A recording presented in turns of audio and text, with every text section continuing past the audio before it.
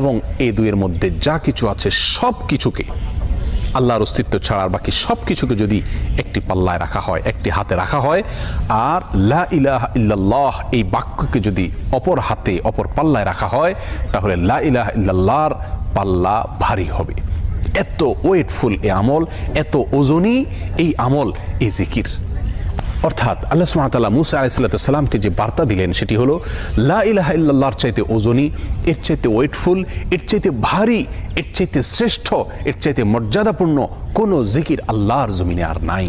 প্রিয় বন্ধুগণ, মুসা আলাইহিস সালামের জন্য সবচেয়ে স্পেশাল দোয়া হিসাবে, সবচেয়ে স্পেশাল জিকির হিসাবে আল্লাহ সুবহানাহু ওয়া তাআলা যে দোয়াটি নির্বাচন করলেন, যেটাকে সবচাইতে ওজনী আমল হিসাবে আল্লাহ সুবহানাহু ওয়া তাআলা স্পষ্টভাবে ব্যক্ত করলেন, সেটি হলো লা ইলাহা ইল্লাল্লাহ।